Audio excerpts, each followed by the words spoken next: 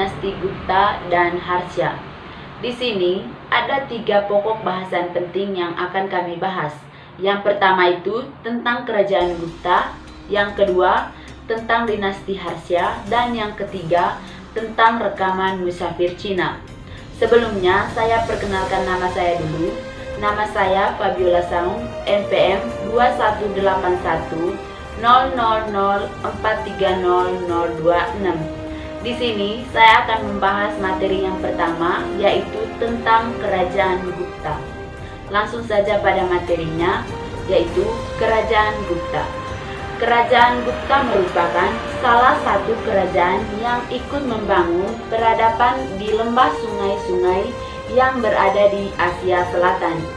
Raja pertama yang memimpin kerajaan Gupta ini bernama Raja Chandragupta pertama atau Raja Chandragupta I.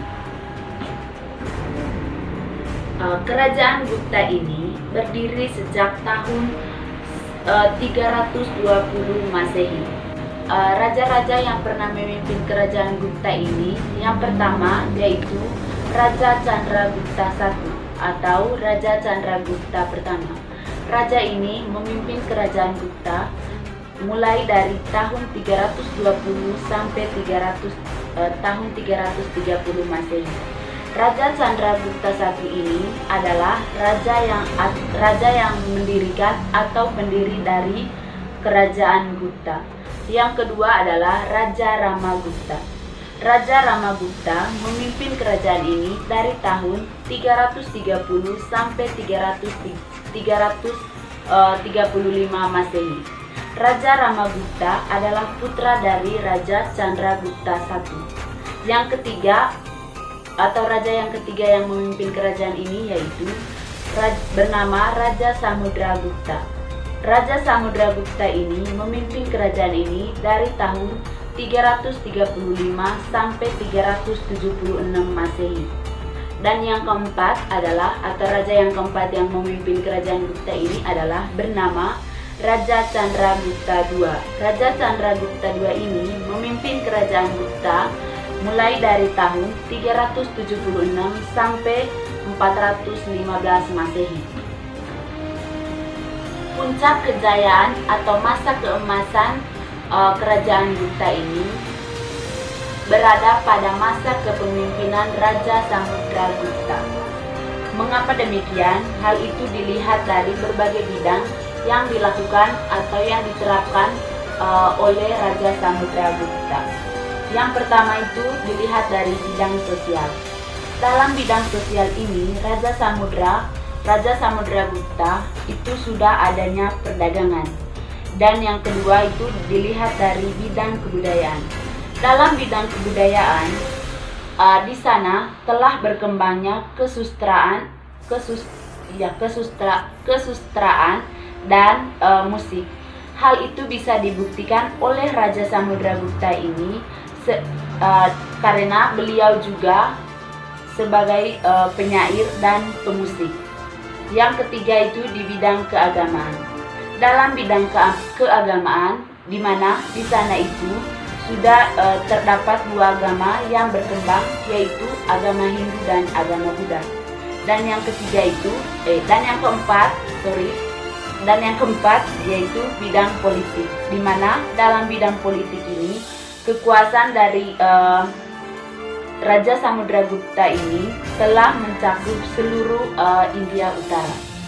Kerajaan Gupta juga sangat peduli dengan perkembangan ilmu pengetahuan di seluruh wilayah India. Itu saja penyampaian materi dari saya. Untuk selanjutnya materi ini akan dijelaskan oleh teman-teman kelompok saya atau anggota kelompok lain.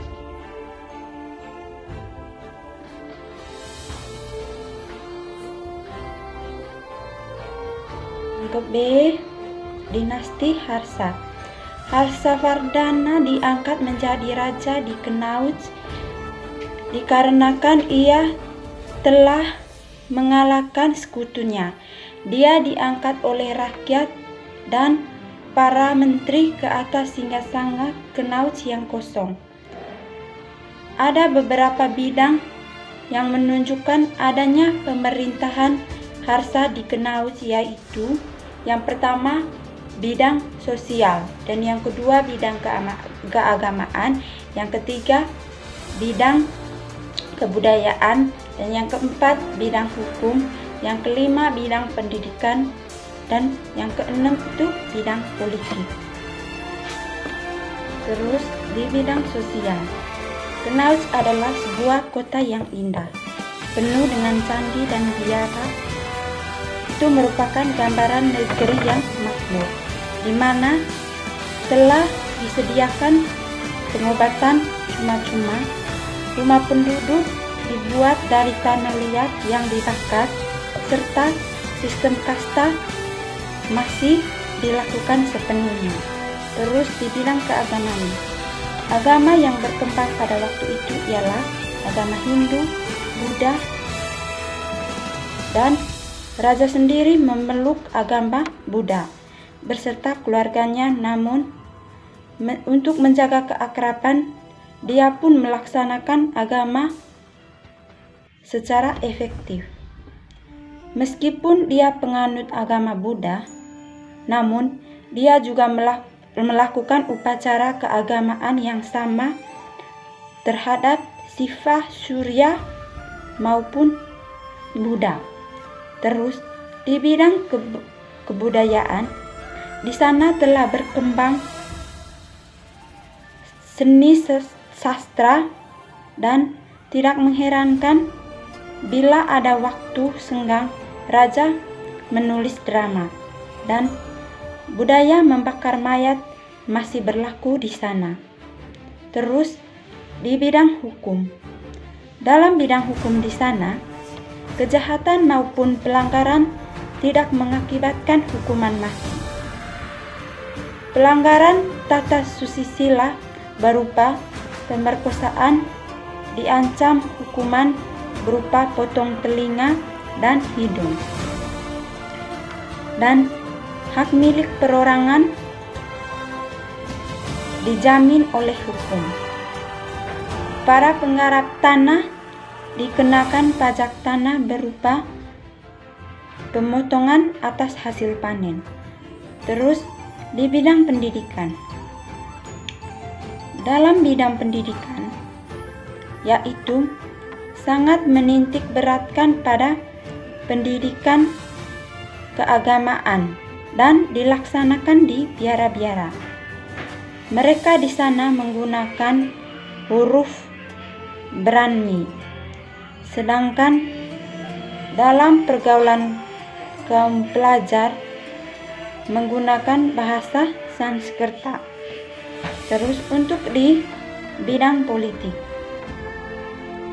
dalam bidang politik, setelah Harsa menduduki tata kejayaannya, Harsa pergi melakukan kunjungan inspeksi kenegaraan,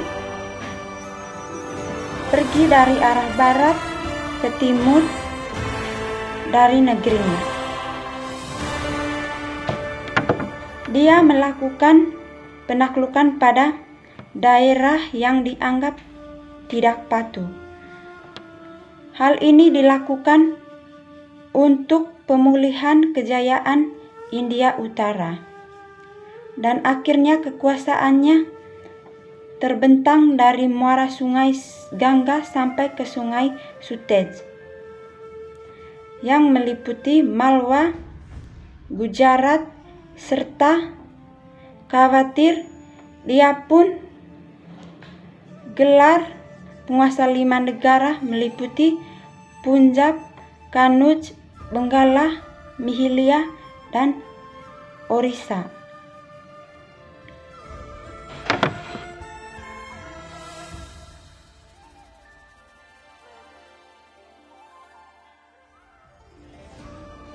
Baik, terima kasih atas waktunya. Saya akan melanjutkan yang telah dipaparkan oleh teman-teman sebelumnya.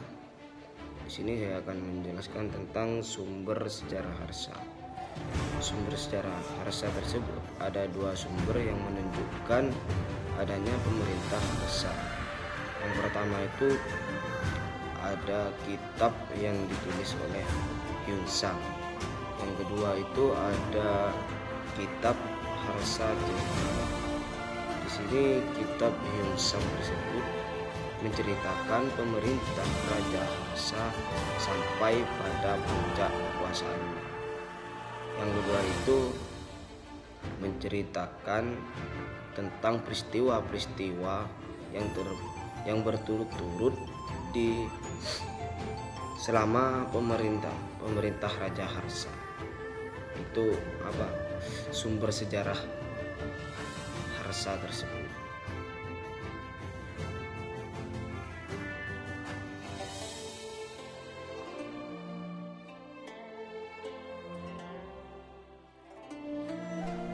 Assalamualaikum warahmatullahi wabarakatuh. Perkenalkan, nama saya Farisha Lainur Rosikin. NPM saya 218100430040.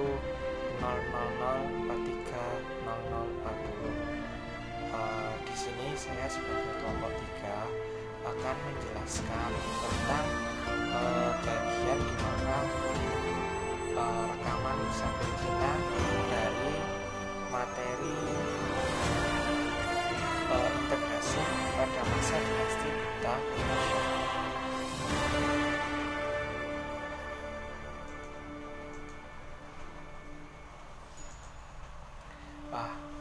Baik, saya mulai.